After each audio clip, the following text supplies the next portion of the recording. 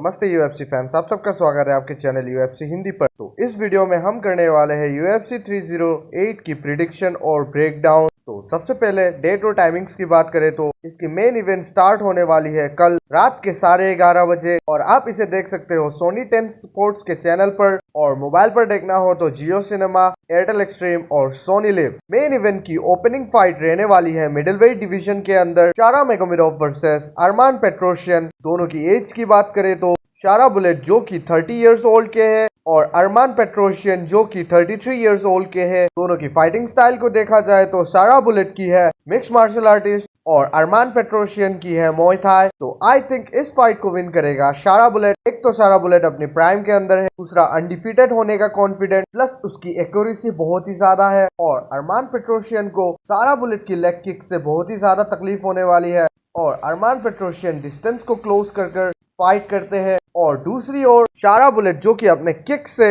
Opponent को दूर रखते हैं, उनकी बॉडी किक्स और लेग किक्स बहुत ही ज्यादा दिक्कत देने वाली है। शायद से अरमान पेट्रोशियन इस गेम को ग्राउंड में लेके जा सकते हैं, तब थोड़ी दिक्कत आ सकती है शारा बुलेट को, लेकिन पहले से ज्यादा उनका टेक डाउन डिफेंस अच्छा हो चुका है। पेट्रोशियन के राइट हैंड से उनको दिक्कत आ सकती है क्योंकि शारा बुलेट अपने गार्ड्स को ओपन रखते हैं, क्योंकि इस फाइट में बॉक्सिंग के अंदर शारा बुलेट की एक्यूरेसी हाई होने वाली है। तो इसीलिए मैं इन्हें पिक करता हूँ इस फाइट को विन करे। अगली फाइट की बात करें तो जो कि होने वाली है फेदरवेट डिवीजन के अंदर, और इसमें लड़ने वाले हैं लिरोन मर्फी वर्सेस डैन ईगे। दोनों की एज की बात करें तो दोनों ही 33 इयर्स ओल्ड के हैं। फाइटिंग स्टाइल को देखा जाए तो डैन ईगे की रेसलिंग है और लियोन मर्फी की स्ट्राइकिंग। तो आई थिंक इस फाइट को विन करेगा लियोन मर्फी। ये उनके लिए आसान नहीं होने वाला क्योंकि डैन ईगे बहुत ही ज्यादा टफ ओपोनेंट है उनके लिए। बेशक डैन ईगे उनको ग्राउंड में प्रॉब्लम दे सकता है, लेकिन लियोन मर्फी ने पहले से ज्यादा अपने टेक डाउन डिफेंस को इम्प्रूव किया है और ग्राउंड गेम को भी लियोन मर्फी अपने स्ट्राइकिंग को मिड रेंज पर रख के करते हैं। इसीलिए शायद से वो डिस्टेंस को क्लोज नहीं करने देंगे डैन ईगे को, और इसीलिए मुझे लगता है कि इस फाइट को लियोन मर्फी विन कर लेगा यूनानिमस डिसीजन से। तो अगली फाइट की बात करें जो कि होने वाली है लाइट हेवीवेट डिवीजन के अंदर मैगोमेड एंक्लाइव वर्सेस अलेक्जेंडर राकेज। दोनों की एज की बात करें तो दोनों ही अपने फुल प्राइम में है, 32 इयर्स ओल्ड के हैं दोनों की फाइटिंग स्टाइल की बात करें तो दोनों ही स्ट्राइकर है। तो आई थिंक इस फाइट को विन करेगा मैगोमेड एंक्लाइव, क्योंकि मैगोमेड एंक्लाइव की स्ट्राइकिंग तो अच्छी है ही और उनकी ग्राउंड गेम भी लाजवाब है, लेकिन इतना आसान नहीं रहने वाला अलेक्जेंडर राकेज को हराना। तो सबसे बड़ी प्रॉब्लम क्रिएट करने वाली है इस फाइट में मैगोमेड एंक्लाइव को, वो होने वाली है अलेक्जेंडर राकेज की लेग किक, जो कि बहुत ही ज्यादा इफेक्टिव रहती है हर गेम के अंदर। अगर आपने उसकी फाइट जीरी के साथ देखी होंगी तो जीरी के लेग्स को भी उन्होंने बहुत ही ज्यादा डैमेज कर दिया था। वो पंचेस से ज्यादा अपने लेग किक्स को लैंड करते हैं। शायद से स्ट्राइकिंग में दोनों बराबर में रहे, लेकिन ग्राउंड में मुझे नहीं लगता कि मैगोमेड एंक्लाइव को अलेक्जेंडर राकेज हरा पाएंगे। ऐसा नहीं है कि अलेक्जेंडर राकेज की पूरी तरह ग्राउंड गेम जीरो है, उन्हें भी अच्छी खासी ग्राउंड गेम आती है, लेकिन फिर भी एंक्लाइव से अच्छी नहीं आती। स्ट्राइकिंग में मैगोमेड एंक्लाइव अपने पंचेस और लेग किक्स को मिलाकर लैंड करता है, और दूसरी ओर ज्यादा लेग किक्स को लैंड करना पसंद करते हैं राकेज। तो इसमें भी थोड़ी एडवांटेज मिल सकती है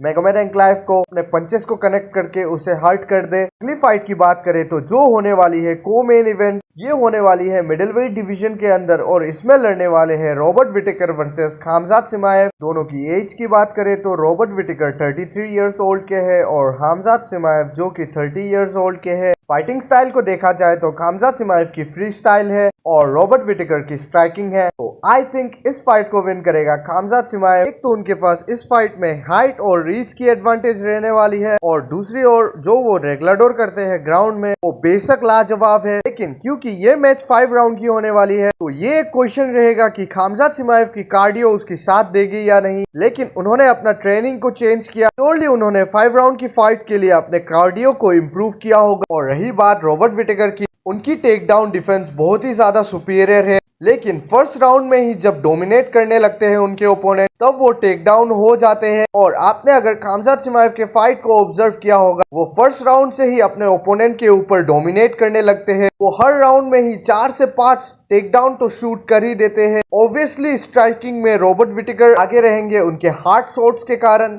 क्योंकि खामजात शिमाएव अपने गार्ड को ओपन रखते हैं, तो उनको रॉबर्ट विटेकर के राइट हैंड से बचना पड़ेगा। खामजात शिमाएव की स्ट्राइकिंग इतनी भी खराब नहीं है, बेसिकली वो ऑलराउंडर फाइटर है, लेकिन ग्राउंड में वो ज्यादा ही डोमिनेंस करता है। और मुझे नहीं लगता कि ये फाइट स्टैंड अप रहने वाली है ज्यादा देर। श्योरली ही फर्स्ट राउंड से ही खामजात शिमाएव ग्राउंड में ले जाने की कोशिश करेगा, और अगर सक्सेसफुली टेक डाउन को डिफेंड कर लेता है रॉबर्ट विटेकर और राउंड 3 तक ले जाता है, तो शायद से फिर रॉबर्ट विटेकर डोमिनेंस करना स्टार्ट कर दे। मेन इवेंट की बात करें तो जो होने वाली है फेदरवेट टाइटल के लिए BMF champion Max Holloway versus featherweight champion Ilia Topuria. दोनों की एज की बात करें तो इलिया टुपोरिया 27 इयर्स ओल्ड के हैं और मैक्स होलोवे अपने फुल प्राइम 32 इयर्स ओल्ड के हैं। दोनों की फाइटिंग स्टाइल की बात करें तो मैक्स होलोवे एक स्ट्राइकर है और Ilia Topuria Brazilian jujutsu. I think इस फाइट को विन करेगा मैक्स होलोवे, लेकिन ये इतना आसान नहीं होने वाला उनके लिए, क्योंकि इलिया टुपोरिया एक कंप्लीट फाइटर है। चाहे ग्राउंड में कह लो या स्ट्राइकिंग में कह लो,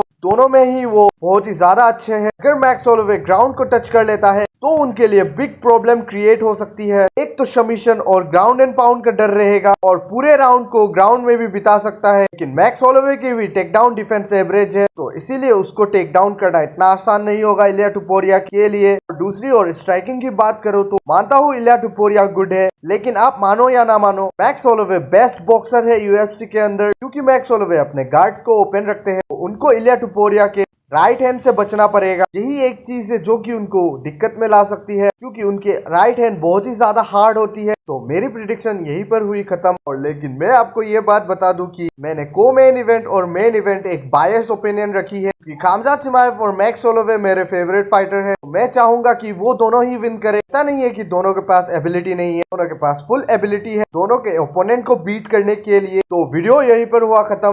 वीडियो अच्छा लगे तो लाइक और सब्सक्राइब जरूर से कर देना। कमेंट में अपना प्रिडिक्शन बताना मत भूलना।